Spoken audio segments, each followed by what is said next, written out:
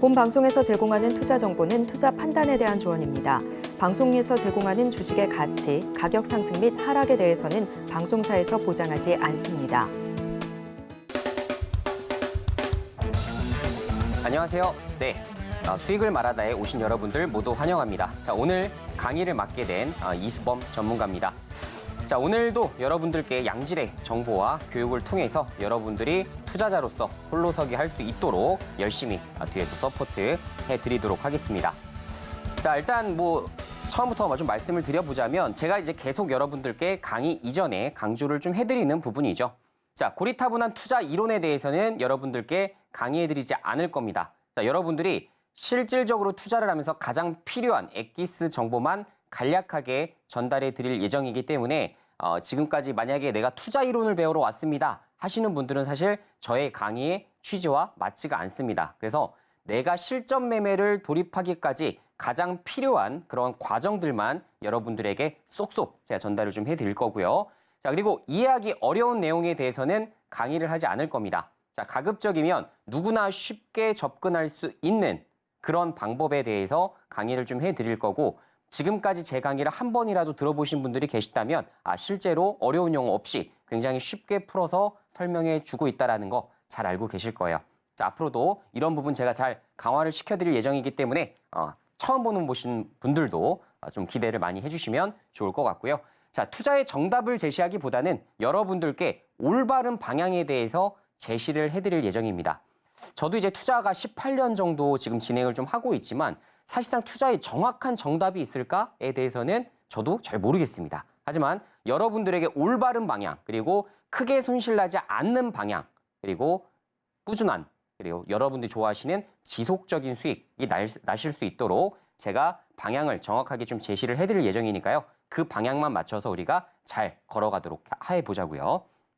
자, 그리고 차트 매매법 중에서 모모 매매법 이런 부분에 대해서도 말씀을 안 드릴 겁니다. 차트는 사실 우리가 보조지표로 좀 활용할 수가 있지만 정확하게 어떤 매매법 이런 것은 사실상 저는 없다라고 생각을 하고 있어요. 그래서 가급적이면 그 종목에 맞는 패턴의 차트가 있을 뿐입니다. 자, 그래서 일반적으로 여러분들이 꼭 아셔야 되는 그런 기초적인 것들만 설명해 드리도록 할게요. 자, 그리고 마지막으로 투자 성향별로 접근 방법이 반드시 다르셔야 됩니다. 나는 가치 투자, 중장기 투자, 실적주만 하는 사람이 있는가 하면, 혹은 나는 그런 것들보다는 조금 더 빠른 매매, 테마주 관련된 매매를 진행하시는 분들도 계시겠죠. 그래서 여러분들의 투자 성향별로 어떤 것들을 조금 더 주목하고 그리고 공부해 나가야 되는지 그 방향을 제가 정확하게 말씀을 드려보도록 할게요.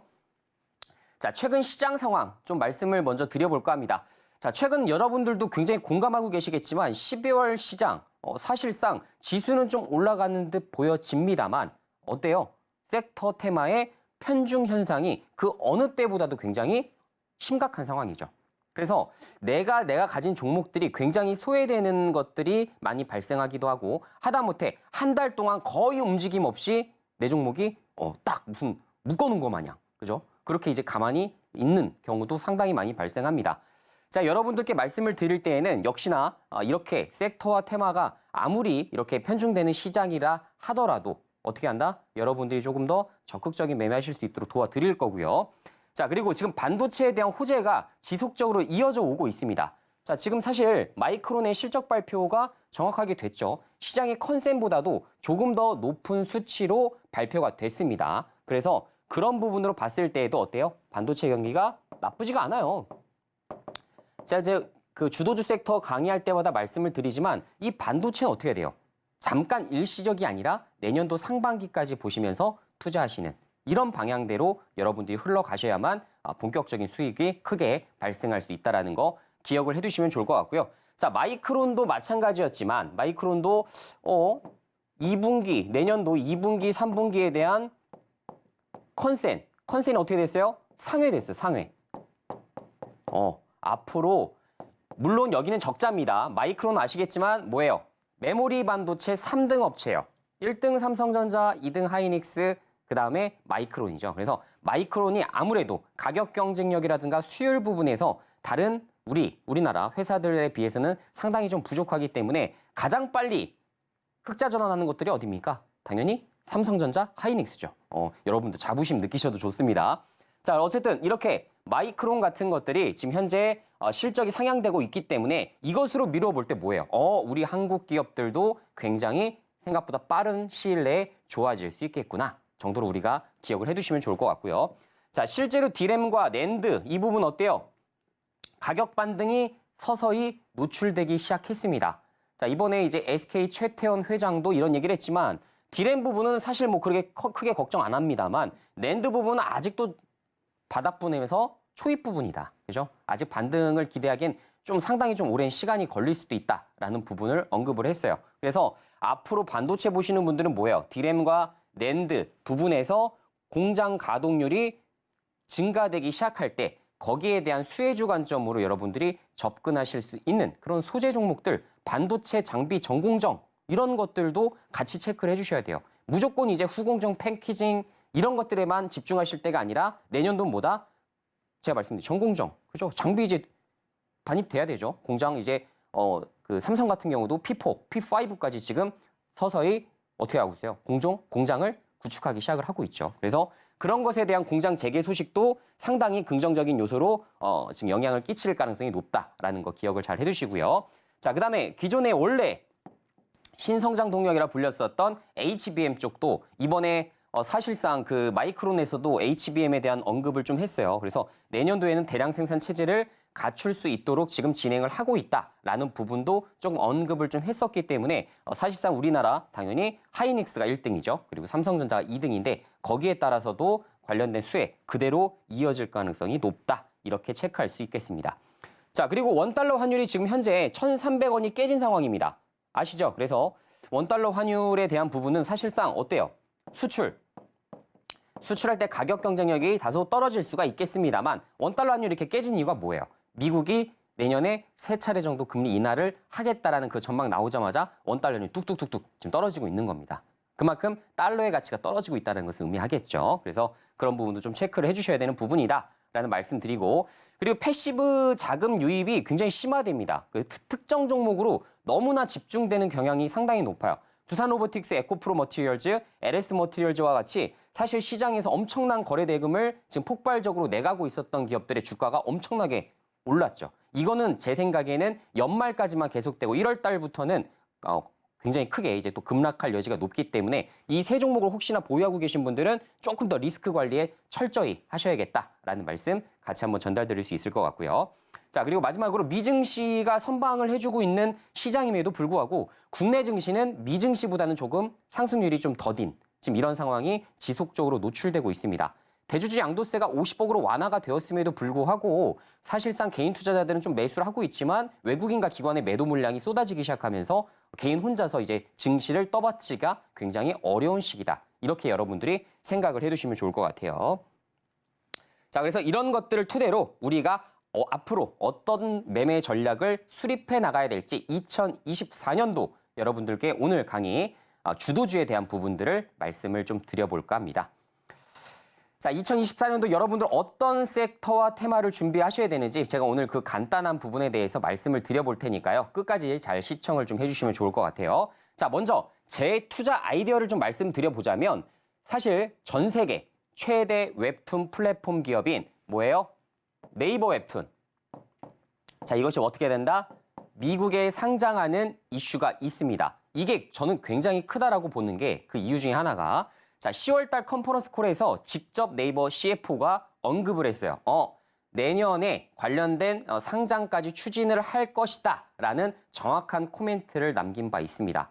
자, 그런데 상장이라는 것이 사실상 목표를 딱 잡는다 하더라도 어때요? 조금 더 지연되기도 하고 연기되기도 하죠. 그래서 저는 가끔 이렇게 CFO가 직접적인 언급을 하는 부분이라고 하더라도 저는 어떻게 합니까? 보통 최대 2025년 정도까지 열어두고 투자를 하게 되면 훨씬 더 좋은 성과를 낼 수 있겠구나라는 생각을 가지고서 접근을 합니다. 그죠? 이해되시죠? 자, 그래서 지금 현재 이 웹툰 시장은 어때요? 전 세계 시장을 좀 보게 되면 네이버, 카카오 이런 종목들이 어때요? 시장을 독점하는 구조. 지금 이런 형태로 가고 있습니다. 자, 그래서 여러분들이 아셔야겠는데 북미 시장 활성화 이용자 수를 좀 체크를 좀 해보면 실제로 얼마예요? 975만 명이나 됩니다. 70.5%의 지금 시장 지배력을 누가 갖고 있다? 네이버가 갖고 있다. 굉장히 크죠? 여러분들 우리나라 웹툰이 사실상 이런 IP를 가지고 이런 지적재산권을 가지고 생각보다도 지금 전 세계에서 폭발적으로 우리나라 웹툰을 지금 보고 있습니다. 그것만으로 사실 뭐예요? 경쟁력이 있다는 것을 의미를 하겠죠. 자, 그래서 지금 애플과 아마존 같은 경우도 부랴부랴 지금부터 뭐예요? 우리도 야 플랫폼을 하나 갖춰야겠다라는 생각을 가지고 웹툰 서비스를 서서히 지금 시작을 해 나가고 있고요. 그렇기 때문에 제가 말씀드린 대로 글로벌 빅테크 기업들이 뛰어든다 혹은 애플이 뛰어든다라고 하면 어떻게 됩니까? 보통 시장이 그때부터 엄청나게 성장해요. 자, 지금 휴대폰도 사실 애플이 폴더블 시장을 아직 뛰어들지 않았기 때문에 폴더블이 그렇게 크게 팽창하진 않았어요. 만약에 애플이 폴더블을 뛰어들게 되면 그때부터 어떻게 돼요? 정말 폴더블 시장이 엄청나게 커지기 시작할 겁니다. 그때 관련주들도 크게 움직이기 시작을 할 거고요. 자, 그래서 그런 것들로 볼 때 어때요? 여러분들이 애플과 아마존의 웹툰 서비스를 계기로 오히려 네이버 웹툰과 카카오 이런 종목들의 지금 가치가 웹툰 사업에 대한 가치가 더 올라갈 수 있다라는 거 그대로 체크를 좀 해주시면 될 것 같습니다. 자, 그래서 시장 1위가 만약에 상장하게 될 시에 항상 뭐예요? 관련된 섹터와 테마가 급등 랠리가 펼쳐지는 경우가 상당히 많았습니다. 제가 그거에 대한 예시를 정확하게 말씀드릴게요. 아까 말씀드린 네이버 웹툰은 1등입니다. 지금 현재. 자, 그래서 보게 되면 SK바이오팜 기억하시죠? SK바이오팜 사실상 원래 바이오 대장주였죠. SK바이오팜이 상장할 당시에 바이오주 랠리가 나오기 시작하면서 어떻게 돼요? 대다수가 200% 넘게 이제 폭등을 하기도 했었고요. 자, 그리고 LG에너지 솔루션 자체가 나왔을 땐 또 어때요? 양극재 랠리가 나타납니다. 그죠? 나타나기 시작했죠. 자, 그리고 두산 로보틱스 상장할 때는요. 여기도 1등이죠. 어때요? 로봇주 랠리가 나오기 시작했어요. 그죠? 상장 시에 실제 전체 섹터와 테마가 급등 랠리가 펼쳐지는 경우가 상당히 많았습니다. 그러니까 SK바이오팜만 올라가는 것도 아니고 LG에너지 솔루션만 올라가는 것도 아니고 두산 로보틱스만 올라가는 것도 아닙니다. 관련된 전체 섹터가 뭐예요? 재평가를 받는 시기가 오기 때문에 거기에 따라서 기대감이 한껏 올라가는, 그죠? 그런 시기가 이제 나올 예정이기 때문에 웹툰도 뭐예요? 1등이 상장하면 다르다라는 거를 다시 한번 우리가 확인해 볼 수 있는 그런 투자 아이디어가 되겠습니다. 자, 실제로 셀리버리 같은 경우를 보게 되시면 이렇게 됩니다. 저점 대비 SK바이오팜이 막 상장한다, 막 이런 얘기 많이 들리기 시작하니까 그때 어때요? 바이오주가 전체로 들썩들썩했어요. 그죠? 와, 자, 우리나라에도 정말 글로벌 시장에 내놓을 수 있는 신약 보유 업체가 드디어 나왔다. 첫 번째로 나왔다. 이런 평가를 받기 시작했죠. 그죠? 그러면서 이제 사실상 블록버스터를 넘어서 1,000억 이상의 매출액을 낼 수 있는 단일 품목을 갖고 있다. 세노마베이트, 맞죠? 그래서 이런 것들이 나올 때 어떻게 돼요? 관련된 종목들, 와, 그럼 바이오주 중에서 또 이런 성과를 낼 수 있는 종목이 어디 있을까? 이런 것들을 찾기 시작하면서 실제 바이오주 랠리가 나옵니다. 저점 대비 무려 몇 프로? 860%. 자, 셀리버리 이 당시에 재미 보신 분들 꽤 있으실 거예요. 자, 그렇게 정말 큰 랠리가 펼쳐지는 것이 이런 관련된 이슈라고 보시면 되겠습니다. 자, 에코프로비엠도 비슷하죠. 그죠? 아까 LG에너지 솔루션 전기차 배터리를 만들고 야, 이렇게 상장하게 되면 이 자본 조달한 걸로 어디에다 투자할 것인데 그렇게 되면 공장 증설될 것이고 공장 증설에 필요한 양극재는 누가 공급하지? 에코프로비엠이 공급하지. 그러면 에코프로비엠이 어떻게 되는 거예요? 올라가는 거예요, 주가. 아, 앞으로 실적이 되게 좋아질 수 있겠구나. 그 기대감만으로도 이 저점 대비 300%가량의 주가 슈팅이 나오기도 하는 겁니다. 자, 이것만 그런가요? 레인보우 로보틱스도 마찬가지죠. 자, 이 당시 마찬가지죠. 레인보우 로보틱스가 상장합니다. 이 얘가 계속 들렸어요. 그죠? 한 6개월, 1년 전부터 계속 들렸습니다. 그러면서 어떻게 돼요? 아, 로봇주가 상장을 한다라는 것을 또 의미를 하게 되면, 그죠? 관련돼서 또 크게 올라가겠다. 이런 것들이 이제 또 눈에 띄기 시작을 하겠죠. 그래서 저점 대비 실제로 400%가량이 이렇게 폭등하는 이런 상황들도 펼쳐지기도 했었죠. 자, 결론적으로 뭡니까? 우리가 생각하셔야 되는 거, 우리가 이제 생각해 봐야 되는 부분, 네이버 웹툰이 만약에 상장을 하게 된다면 어디에 상장하는 것을 지금 목표로 하고 있냐? 나스닥입니다. 이게 좀 달라요. 지금까지는 국내 기업들이 다 어디에 상장해요? 한국 시장에 상장을 하곤 했습니다. 자, 그런데 자, 쿠팡부터 시작을 한 거죠. 어허, 자, 쿠팡이 우리나라에도 상장을 할까 말까 고민을 했었고, 미국에 바로 직상장을 해버릴까 하는 고민을 했었습니다. 그러다가 몸값이 어디가 많이 받아요? 당연히 나스닥이 많이 받죠. 그죠? 미국 시장이 당연히 많이 받을 수밖에 없는 겁니다. 그렇기 때문에 결론적으로 나스닥에 상장하게 되면 쿠팡이 원래 우리나라에서 받을 수 있는 몸값보다 최소 2배에서 3배를 더 받았다라는 평가들이 당시에 굉장히 많았어요. 자, 네이버 웹툰, 실제로 글로벌 시장에 진출한 기업이기 때문에 모두가 북미 시장도 지금 많이 이용하고 있고 일본뿐만 아니라 지금 아시아권까지 계속 늘어나고 있어요. 자, 그러면 글로벌 시장에 진출했기 때문에 물론 당연히 나스닥 상장이 가능한, 그죠? 정보 자체도 많고 네이버 웹툰 이렇게 해서 다 아는, 그죠? 모든 이제 소비자들이 다 알 수밖에 없는 그런 기업이 상장을 합니다. 그렇기 때문에 원래 국내에 상장하게 됐을 때 예를 들어 기업 가치가 예를 들어 3조 정도로 평가를 받는다고 한다면 나스닥으로 넘어가게 될 경우에 7조에서 10조까지도 가능하다는 이야기가 되어 있죠. 자, 그만큼 몸값이 어떻게 돼요? 갑자기 확 올라가기 때문에 그렇게 되면 네이버 웹툰이 이 정도의 가치면 최소 비슷한 사업을 영위하고 있는 우리들도 재평가를 받아야 되는 거 아닌가라는 이런 공감대가 형성될 수가 있는 겁니다. 자, 그래서 지금 현재까지는 1위 사업자잖아요. 1위 사업자인데 그 누구도 상장을 하지 않았어요. 쉽게 얘기하면. 이렇게 몸집이 큰 기업 중에는 상장을 안 했어요. 자, 그렇기 때문에 몸값 산정에 대한 뭐예요? 기준점이 지금 좀 애매한 거예요. 자, 이런 시기에는 보통 어떻게 돼요? 이런 시기에. 주식시장이 이런 시기에 만약에 좋기까지 한다. 그러면 정말 몸값이 엄청나게 나오는 경우가 상당히 많습니다. 그래서 2024년도에 금리 인하가 시작되잖아요. 그렇기 때문에 서서히 주시장이 도와질 수 있고 또 신규 상장주들에 대한 또 관심이 그 어느 때보다도 높아질 수가 있기 때문에 주시장 호황기를 맞아서 이렇게 딱 상장을 하게 되면 굉장히 좋은 평가를 받을 수밖에 없다. 이 정도로 여러분들이 기억을 해두셔야 좋을 것 같고요. 자, 그래서 국내 관련된 종목들 역시 어떻게 된다? 리레이팅, 재평가를 받을 것을 우리가 기대해 볼 수 있겠습니다. 라고 여러분들께 자신 있게 말씀을 드릴 수가 있는 겁니다.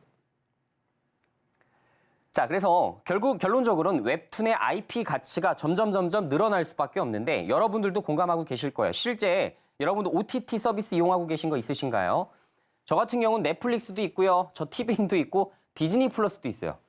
저도 OTT를 한 4개 정도를 지금 구독을 해서 보고 있는 상황인데 자, 이렇게 보게 되면 그런 게 있습니다. 이제 탑10이라고 해서 탑10 컨텐츠들이 있잖아요. 그죠? 뭐 예를 들어 한국인이 가장 많이 본 탑10 컨텐츠 이렇게 해서 순위별로 쫙 나오는데 가끔 그런 데를 보면 어때요? 다 한국 컨텐츠들이 굉장히 많습니다. 외국 컨텐츠들이 많이 안 올라오고 실제로 글로벌 시장에서 본다 하더라도 뭐 오징어 게임 같이 이렇게 굉장히 큰 컨텐츠들이 어떻게 돼요?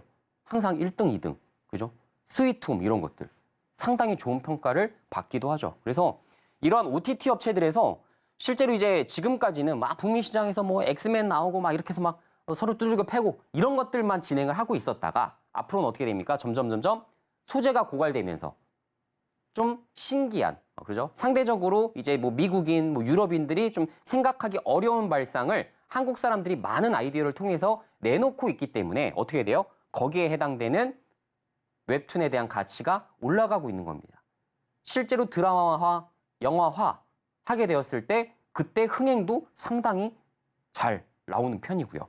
자, 그러다 보니까 지금까지는 웹툰이 이제 컴퓨터 그래픽 같은 것들이 조금 뭔가 영화화, 드라마화 하기가 굉장히 많은 비용이 들다 보니까 힘들었었는데 그래픽 기술이 어떻게 돼요? 진보했죠. 좋아지고 있잖아요. 이제 빨리빨리 AI가 직접 만들기도 합니다. 자, 그러면 어떻게 돼요? 더 많은 웹툰이 제작도 가능할 것이고 거기에 대한 드라마, 영화도 더 많아지기 시작할 겁니다. 자, 그럼 어떻게 되겠어요? 수요가 많아지면 어떻게 됩니까? 보통 가격은 자연스럽게 오릅니다. 그래서 그런 점과 미루어 볼 때 뭐예요? 웹툰에 대한 가치가 진짜 올라갈 수밖에 없다. 이렇게 봐야 되는 겁니다. 그래서 실제로 스위트홈, 저도 재밌게 봤는데 무빙, 굉장히 재밌게 봤거든요. 이거 보면서 와, 이걸 어떻게 드라마로 만들었지? 야, 컴퓨터 그래픽 정말 장난 아니다 라는 생각을 많이 했어요. 그렇죠? 근데 이제 이런 것들이 기술이 좋아지니까 실제로 나올 수 있다라는 이야기가 되겠습니다. 앞으로 다양한 아이디어, 다양한 상상력을 토대로 국내 시장에서도, 그러니까 국내 웹툰에서도 좀 흥행을 이끌었었던 그런 웹툰들은 향후에 드라마, 영화로 제작됨으로써 더 몸값을 올릴 수 있는 이런 이제 IP 시대가 열리는 거죠. 웹툰 IP의 시대가. 본격적으로 이제 개화를 한다라고 보시면 되겠습니다. 자, 그리고 웹툰에서 이미 흥행했었던 애들, 보통 이제 흥행했었던 것들을 드라마화 시키죠. 그렇게 되면 또 어떻게 돼요? 영화와 드라마 성공 확률도 당연히 같이 올라갑니다. 이미 시나리오 자체는 어때요? 검증을 한번 받은 거잖아요. 사실 사람들한테. 고객들한테 한번 익숙해진 것이기 때문에 결론적으로 영화 드라마로 제작이 되었을 시 성공 확률이 당연히 올라갈 수밖에 없다. 그럼 제작자 입장에서 리스크를 좀 줄이고 하다못해 많은 사람들이 관심 있는 것들을 이렇게 만들어내기 때문에 당연히 많은 구독자층이 생길 수밖에 없는 거죠. 시청자와. 그래서 이런 것들 당연히 체크가 돼야 되는 부분이고요. 자, 그리고 웹툰을 벗어난 IP 활용도 증가로 인해서 앞으로 가치가 더 크게 증대가 될 수 있다는 부분, 여기까지 우리가 체크를 좀 해볼 수가 있을 것 같습니다. 자, 그래서 앞으로 제가 여러분들께도 좀 말씀을 드리지만 이런 종목, 이러한 관련된 아이디어 그리고 관련된 종목들이 있을 거 아닙니까? 거기에 이제 해당되는 여러 가지 투자 아이디어들을 여러분들께 좀 전달을 해드리기 위해서 자, 이 특정 방송 시간, 이 50분 한정된 시간 외에 앞으로도 여러분들 소통을 좀 원하고 선뉴스에 대한 공개, 시장 상황과 전략에 대한 부분이 좀 궁금하신 분들 같은 경우는 어떻게 한다? 지금 아래 하단 자막 참여 방법이 좀 나와 있기 때문에 노란 톡방으로 바로 입장을 좀 해주시면 되겠습니다.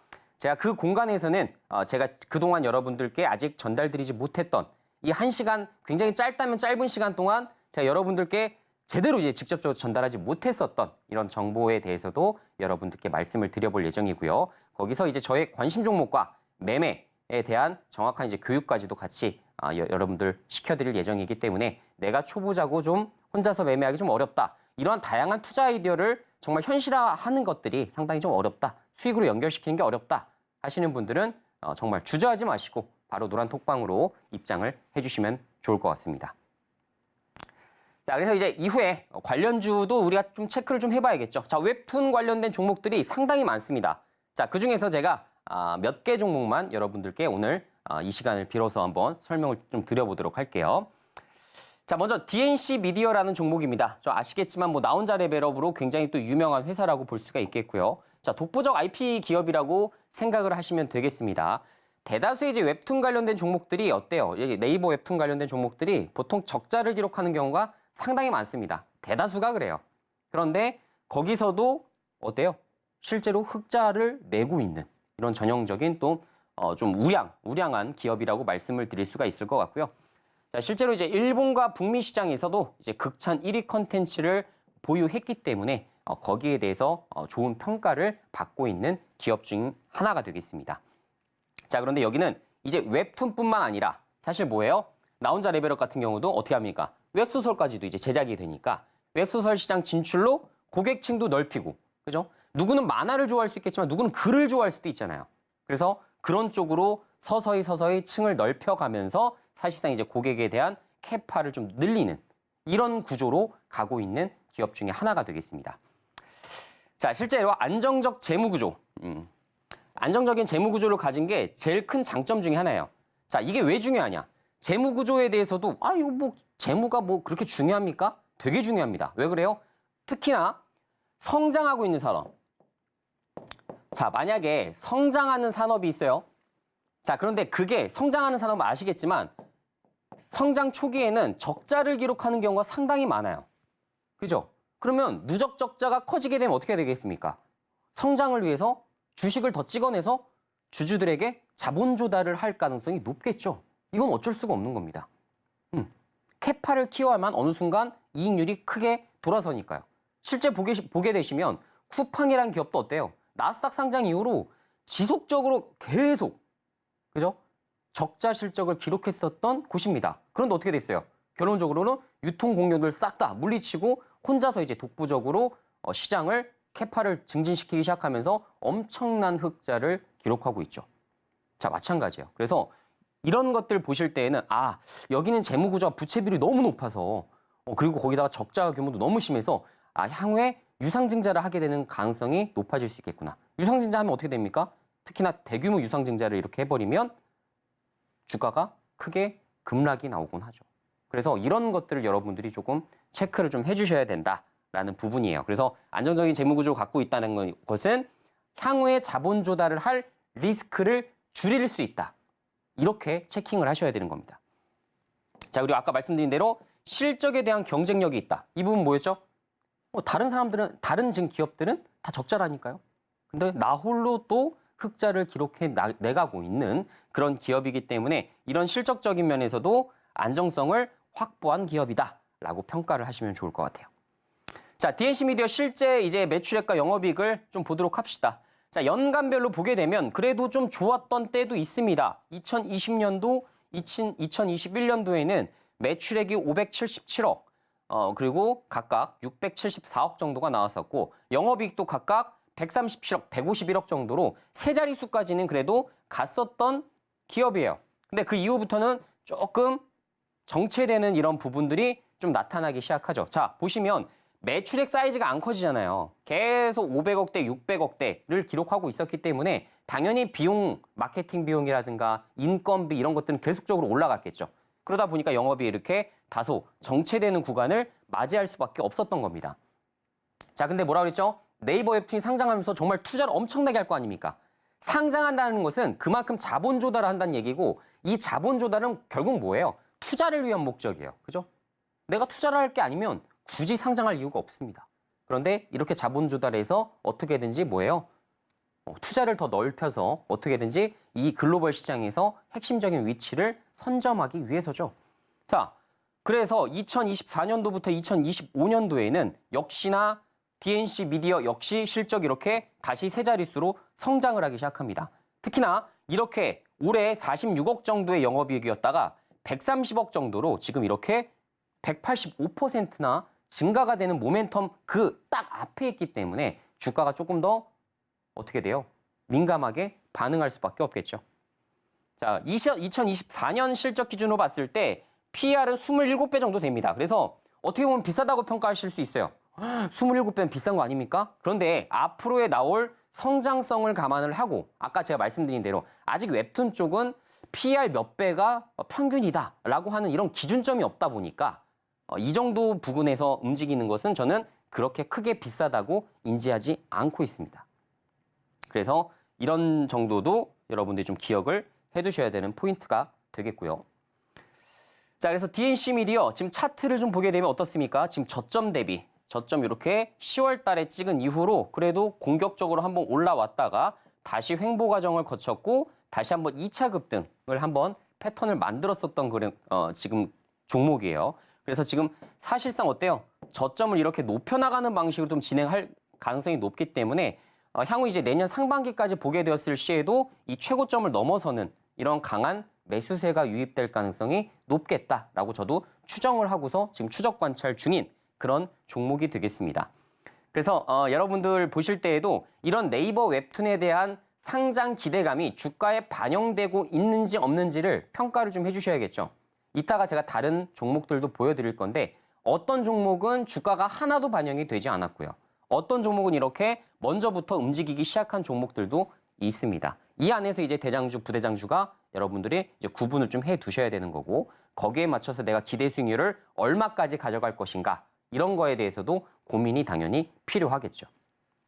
자, 어쨌든 지금 전반적으로 상황을 봤을 땐 D&C 미디어는 추세 자체가 굉장히 좋다. 오히려 눌림목 구간을 조금 추가적으로 더 주게 된다면 저 같은 투자자들한테는 어떻게 해야 되겠어요? 매수 기회가 되겠죠. 그죠? 이렇게 튼실하고 이런 종목이기 때문에 만약에 주가가 조정받는다. 만약에 뭐 하락장이 올 수도 있는 거고 그렇게 해서 이제 주가가 조정받게 되면 저는 아랫부분에서 정확하게 받쳐서 매수해서 이렇게 수익 내는 이런 형태로 매매까지도 우리가 연결을 시켜볼 수가 있겠죠. 자, 자, 그래서 제가 아까 말씀드린 대로 어떤 섹터와 테마가 올라갈 것이라고 정확하게 분석이 끝났다면 그 후엔 뭐예요? 여러분들 종목을 추적해 나가는 과정입니다. 그러면서 이 종목이 정말 내가 향후에 대장주 될 역할을 수행할 수 있는 놈인지 아닌지를 지속적으로 평가를 해주셔야 되는 부분이에요. 그래서 DNC 미디어는 충분히 저는 끼가 있는 종목이다. 이 정도로 제가 좀 정리를 해드리도록 할게요. 자, 실제 이제 DNC 미디어 매수 주체를 한번 확인해 보시죠.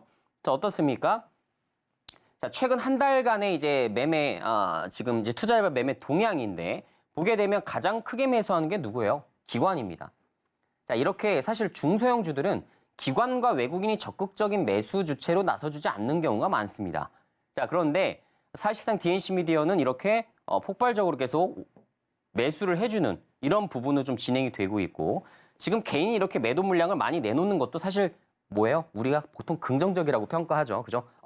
개인들 물량 이렇게 다 소화하고 그다음부터 외국인이 다시 한번 띄우면서 주가가 다시 한번 또 강세로 갈 여지가 있기 때문에 이런 점은 지속적으로 좀 체크해 보셔야 되는 사항 중에 하나가 되겠고요. 그래서 어떻다? 지금 매수 주체가 기관인 것도 봤을 때 긍정적이다라는 거 기억을 좀 해두시면 좋을 것 같습니다. 향후에 분명히 저는 외국인 주체가 또 다른 새로운 이제 매수 주체로 떠오를 가능성이 높다라고 인식을 좀 하고 저 역시도 외국인의 매수세를 좀 기다려보고 있는 그런 상황이라고 이해를 하시면 되겠습니다. 자, 그리고 두 번째 기업도 같이 한번 살펴보도록 하죠. 자, Y랩이라는 종목이 되겠습니다. 자, Y랩 같은 경우도 어때요? 신암행어사라고 이 웹툰이에요, 사실. 제가 제 기억에 이제 네이버로 제가 기억을 하는데 신암행어사 윤인한 작가라는 분이 직접 기업을 설립했던 이런 부분이라고 보시면 되겠고요. 자, 재미있는 부분은 네이버 웹툰이 9.6%의 지분을 보유하고 있습니다. 지금 당장 실적이 굉장히 좋게 나오는 거 아니에요. 적자입니다. 그런데도 불구하고 누가 갖고 있다? 네이버 웹툰이 갖고 있다. 자, 보통 이렇게 대기업들이 뭔가 업무적 제휴를 위해서 향후에 뭔가 성장성을 보고서 이렇게 지분을 보유하는 것들이 상당히 많죠. 삼성 같은 경우도 EUV, 펠리클이라든가 이런 것들을 제대로 공급받기 위해서 블랭크 마스크를 공급받기 위해서 SNS텍과 FST에 각각 지분 투자를 진행하기도 했었죠. 자, 삼성도 마찬가지, 레인보우 로보틱스도 그렇게 최초로 출발을 하기도 했고 에이테크 솔루션 같이 자율주행 관련된 기업에 대한 지분을 확보하기도 했습니다. 자, 앞으로 만약에 삼성도 내가 어떤 사업을 하게 될 것 같아 라는 부분을 이렇게 씨를 뿌려놓은 거라고 말씀을 드릴 수가 있겠죠. 자, 네이버 웹툰도 Y랩에 대한 가치를 좀 높게 평가했으니 직접적인 투자를 했겠죠. 그래서 Y랩이라는 종목은 사실상 지금 당장 뭐 주가가 좋지 못하다 하더라도 뭔가 사실 숨어있는 이런 것들이 있을 수 있다라는 건 좀 기억을 해두셔야 될 것 같고 특히나 네이버 웹툰이 상장할 당시에는 누가 네이버 웹툰이 이 회사의 지분을 가지고 있다더라 라는 거를 보통 어디로 띄워요? 특징주, 그죠? 그러면서 관련된 테마성 상승이 나오기도 합니다. 그죠? 뉴스가 충분히 나와줄 만한 이런 부분이기 때문에 이런 것도 한번 체크해 보셔야 되는 포인트, 투자 포인트 중에 하나로 여러분들이 보셔도 좋을 것 같고요.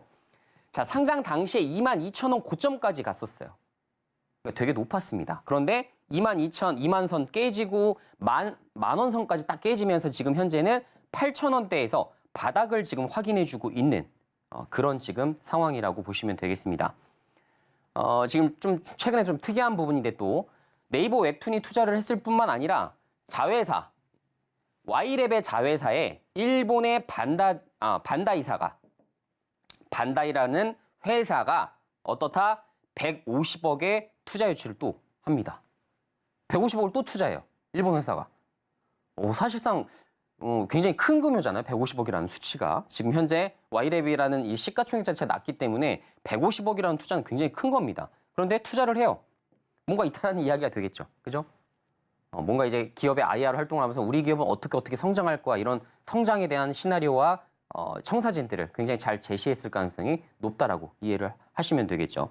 다만 이제 불안한 거 제가 아까 말씀드린 대로 재무 구조가 좀 불안합니다. 자, 지금 당장 뭐 부채 비율이 굉장히 높진 않아요. 부채 비율이 100% 이하로 낮은 편입니다. 자본 조달을 했었기 때문에. 다만 지금 현재 적자를 누적으로 가져가고 있는 구조이기 때문에 이렇게 되면 어떻게 돼요? 한 3년, 4년 이렇게 적자 실적을 지속하다 보면 당연히 부채 비율이 더 확 높아질 수밖에 없겠죠. 그래서 이런 부분은 부담이 될 수 있다. 그러니까 리스크도 있다라는 거. 그래서 가급적이면 저는 테마적인 접근을 해야만 그래도 우리가 좀 안정적인 매매로 빠른 트레이딩 관점으로도 진행한다든가 혹은 예를 들어서 네이버 웹툰 상장 당시에 기대감이 폭발적으로 올라오면서 주가가 급등을 할 때 그때 이제 분할 매도하면서 그냥 수익을 빠르게 챙겨버리는 이런 형태로 가는 게 좋지 않을까. 즉 DNC 미디어는 장기 투자까지도 연결시켜 볼 수가 있겠지만 Y랩의 장기 투자 관점에 대해서는 조금 리스크가 있으니 이런 것들은 좀 우리가 유념을 하자. 이 정도로 우리가 정리를 해볼 수가 있겠죠. 자, Y랩의 지금 현재 좀 상황을 좀 지켜보도록 하겠습니다. 좀 보게 되시면 2020년도, 21년도, 22년도 이렇게 매출액은 좀 크게 증가가 되고 있는 모습들이 좀 나타나요. 물론 이제 적자폭도 줄어드는 것도 눈에 띕니다. 제가 아까 말씀드렸지만 결국은 시장의 확장이에요. 매출액이 확장되면 결론적으로 흑자로 다시 돌아설 가능성도 매우 높습니다.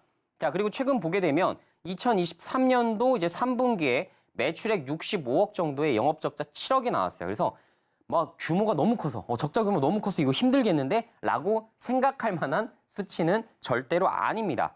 자, 다만 증권사에서 뭐 커버하고 있는 종목이 아니에요. 중소형주니까. 그죠? 이미 그리고 적자 실적이기도 하고. 그래서 매출에 대한 가이드가 없다 보니까 여기가 향후에 얼마까지 뜰까?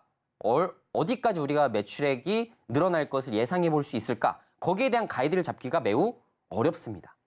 그죠? 그래서 예를 들어 Y랩의 IR 활동하는 자료들 이런 것들을 토대로 우리가 좀 추정을 좀 해보는 그러니까 대표이사의 얘기도 좀 들어보고 기업이 지금 어떤 방향과 어떤 그림을 그리고 있는지 이 정도는 우리가 충분히 추가적으로 추적을 하면서 지켜보셔야 된다는 이야기가 되겠죠. 자, 아까 말씀드린 대로 적자 실적이 만약에 누적으로 지속적으로 가게 된다면 어떻게 된다? 향후 자본 조달 가능성이 분명히 있다라는 부분도 기억은 해두셔야 될 것 같습니다. 자, 그래서 Y랩을 좀 체크를 좀 해보게 되면 자, 결론적으로 어떻습니까? 지금 Y랩. 어때요? 지금 이제 차트를 좀 보시게 되면 와, 지금 바닥권 6,300원을 지금 10월 달에 찍은 이후로 그래도 지금 8,000원대까지 올라왔어요. 그죠? 바닥을 한번 찍고 다시 한번 모두 쌍바닥을 만들지는 모르겠지만 그래도 신규 상장된 종목이기 때문에 여기서 뭐 조금씩 요새 신규 상장 한 번씩 또 크게 치솟는 경우가 있기 때문에 거기에 대한 포인트들을 좀 그려 나가셔야 될 것 같고요. 자, 그래서 쌍바닥을 만들 가능성이 있다라는 전제하에 저 같으면 보통 어떤 식으로 매매하냐. 자, 이게 시나리오입니다. 시나리오. 만약에 지금 현재 내가 1차 매수를 진행한다. 그러면 제가 2차 매수 구간을 어디까지 열어두겠어요? 이 최저점까지 열어두겠죠. 그죠? 분할 매수로 모아나간다는 전제하에 쌍바닥 찍고 다시 한번 또 반등 추세를 갖출 수가 있기 때문에 좀 넉넉하게 열어두는 겁니다. 보통 뭐 마이너스 5%, 마이너스 10%만 가시더라도 추가 매수하시는 경우들이 상당히 많으시잖아요. 개인 투자자들. 자, 그런데 그렇게 하기보다는 뭔가 시나리오를 그리기 위해서는 최악의 상황까지도 우리가 염두를 해두고 넉넉하게 추가 매수 구간을 열어주게 된다면 그래도 우리가 조금 더 편하게, 마음 편한 투자가 가능하겠죠. 특히나 네이버 웹툰 상장이 내년도에 언제 진행될지는 알 수가 없습니다. 그건 이제 진행 사항을 우리가 추적을 좀 해봐야 되는 부분이기 때문에 어떻게 보면 상당히 좀 그죠? 길게 좀 기다려보고 그래도 우리가 원하는 50%, 100%까지도 수익률을 낼 수 있는 그런 구조가 될 수도 있기 때문에 내년도 이제 네이버 웹툰에 대한 상장 이런 이슈들을 지속적으로 좀 추적을 해보셔야 되는 거고요. 자, 고점 대비 한 66% 정도 빠졌기 때문에 보통 신규 상장돼서 제가 그래도 최저점 거의 찍었네라고 평가하는 게 한 70%가량 빠졌을 때 정말 최악의 상황에서는 70%까지 빠졌을 때는 이 정도에서는 더 이상 바닥은 안 나오겠구나 라는 생각들을 많이 합니다. 실제로 주가가 엄청나게 급등한 이런 테마 랠리를 갖췄던 종목들도 만약에 이슈가 없어서 1년 동안 쭉 빠지는 경우 발생하잖아요. 여러분들 기억하시겠지만. 자, 그렇게 되면 어때요? 고점 대비 한 70%까지 빠진 종목들. 그때 서서히 이 테마가 다시 돌아올 거라고 예상이 되는 게 있다라고 한다면 거기서 주가 급등 랠리 생각보다 잘 나옵니다. 우리 상반기 때 두산 로보틱스, 예를 들어 레인보우 로보틱스, 뭐 SBB테크, SPG 뭐 이런 로봇주들이 굉장히 크게 랠리 나오다가 어떻게 됐어요? 쭉 사그라들었죠. 2차 전지 강세 보이면서. 그러면서 이제 쭉 사그라듭니다. 그러다가 어떻게 돼요? 다시 두산 로보틱스라는 게 또 딱 등장을 해버리니까 그때부터 다시 반등 크게 나오고 레인보우 로보틱스도 삼성이 인수한다 뭐 여러 가지 또 얘기가 나오기 시작하면서 결론적으로 크게 급등 가잖아요. 그러니까 이런 패턴들을 그려나갈 수가 있다는 얘기죠. 내년도에 네이버 웹툰 상장이 절대 작은 이슈가 아니기 때문에 거기에 대한 부분들을 지속적으로 추적을 해야 된다라는 말씀을 드릴 수밖에 없는 겁니다. 자, 그래서 다시 한번 말씀드리지만 이런 웹툰 관련된 종목들이 상당히 많아요. 지금 제가 말씀을 안 드렸지만 뭐 키다리 스튜디오부터 시작해서 진짜 관련된 종목들 미스터 블루 이런 것들이 생각보다 굉장히 많습니다. 그래서 제가 지금 중요하게 생각하는 탑픽 종목은 아직 제가 강의를 시작하지도 않았어요. 그래서 여러분들이 보시면서 오늘 간단하게 좀 대장주로 좀 우리가 볼 수 있는 DNC 미디어라는 종목에 대해서도 좀 알아봤고, 자, 그리고 MBT라는 종목도 있죠. 그죠? 네이버 웹툰 상장하면. 이런 종목들. 자, 이런 종목들에 대해서 여러분들이 어디가 실제 대장주가 될 가능성이 높고, 제가 보통 뭐라고 하죠? 종목에 대한 중요도는 별표 5개, 4개, 3개로 구분을 좀 해놓죠. 자, 근데 거기에 또 해당되는 별표 5개짜리 종목은 사실 오늘 강의한 종목 중에는 없습니다. 제가 보고 있는 정말 탑픽주가 또 한 종목이 또 선정이 좀 되어 있기 때문에 거기서 생각보다도 굉장히 큰 수급의 물결들이 들어올 가능성이 전 높다라고 지금 보고 있어요. 그래서 만약에 웹툰 수혜주 오늘 강의를 한번 들어보니까 굉장히 궁금합니다. 전문가님 좀 궁금합니다. 그리고 관련된 매매 전략은 또 어떤 식으로 잡아볼 수가 있을까요? 이런 것도 이제 궁금하실 거예요. 자, 궁금하신 분들은 제가 말씀드렸지만 어떻게 한다? 노란 톡방으로 들어오시면 됩니다. 노란 톡방으로 들어오시면 제가 관련된 매매 전략에 대한 부분들, 그리고 제가 왜 이 종목을 별표 5개짜리 종목으로 선정을 했는지, 혹은 왜 별표 이 4개짜리 종목으로 우리가 가져가야 되는지 유무를 여러분들이 확인하실 수 있을 겁니다. 자, 말씀드린 대로 내년도에 큰 물결을 가져올 수 있을 만한 섹터들은 여러분들이 비중을 어느 정도 채워두시는 게 굉장히 중요합니다. 제가 하반기에는 반도체를 거의 노래를 불렀어요.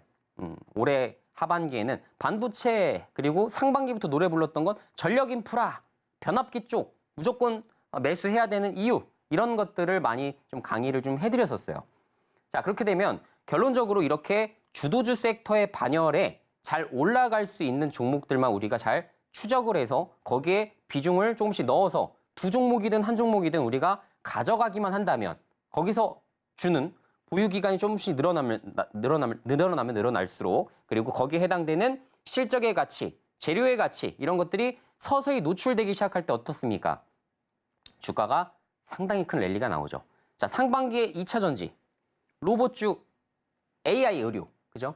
이런 것들 놓치신 분들이 꽤 많이 후회하셨죠. 루니, 뷰노, 딥노이드 이런 것들. 그렇죠? 이런 것들이 보통 물결을 한번 크게 칠 때 주가가 4배, 5배, 많게는 10배 이상도 간다라는 걸 여러분들도 다 배우셨을 거예요. 자, 그렇기 때문에 내년도 시장을 준비할 때 제가 매번 말씀드리는 게 있습니다. 여러분들 절대 오늘 올라갈 거, 내일 올라갈 거에 목숨 걸지 마세요 라는 말씀을 드려요. 자, 우리는 하루살이가 아닙니다. 자, 투자를 할 때 있어서 하루살이처럼 내가 당장 오늘 내일 필요한 수익에만 열중하게 된다면 보통 어떻게 돼요? 그런 것들이 매번 패턴들이 맞으면 좋겠지만 실제로 여러분들이 그런 것들을 경험해 보셨을 때 어떻습니까? 오늘 사서 내일 파는 매매 정말 이상적이죠. 머릿속에선 이상적일 수 있지만 사실상 뚜껑을 열어보면 많은 손절을 해야 되고 세금과 막 이런 거, 그죠? 증권사 수수료 이런 것들만 많이 발생하게 되죠. 그래서 가급적이면 여러분들이 그런 것들보다는 제가 말씀드린 대로 이런 주도주 섹터를 조금 더 길게 보유해서라도 100%, 200% 이렇게 큰 수익을 누려볼 수 있는 이런 투자를 반드시 포트폴리오에 최소 몇 프로? 최소 이런 것들을 30% 이상은 가져가셔야 된다라고 강조를 드립니다. 사실 저 같은 경우는 제가 이전에도 말씀을 드렸지만 70% 갖고 가고 있어요. 70%. 그리고 30%는 뭐합니까? 단기 매매 이런 것들. 그죠? 선뉴스 매매 이런 것들. 근데 대다수 70%를 주도주 섹터를 가져가야 돼요. 그래야만 여러분들이 정말 잠깐 소외된다 하더라도 이번 주 소외될 수 있고 이번 달 소외될 수 있어요. 하지만 어느 특정 구간에 딱 다다르게 되면 나 혼자서만 많은 반도체 종목을 갖고 있기 때문에 하나씩 급등 나오기 시작하면 거기서부터 서서히 처분하기 시작을 하는 겁니다. 그렇게 한 종목씩 수익 실현 다 해가면서 또 그렇게 현금 확보한 걸 뭐예요? 다음 또 주도주 테마, 주도주 섹터 이런 것들을 미리 선점할 수 있는 이런 기회를 포착할 수가 있다라는 이야기가 되겠죠.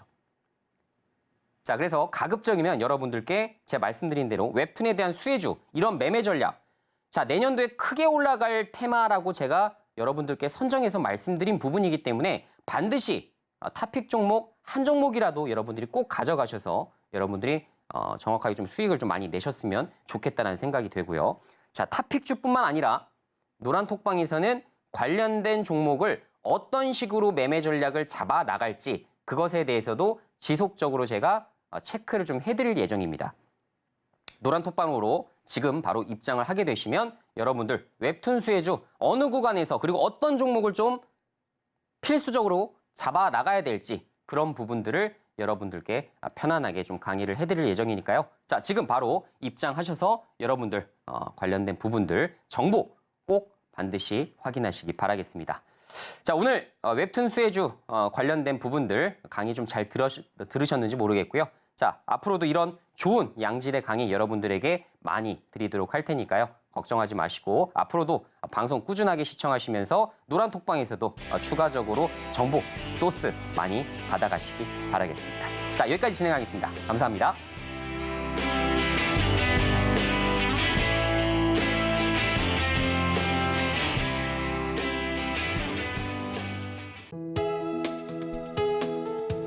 본 방송에서 제공하는 투자 정보는 투자 판단에 대한 조언입니다.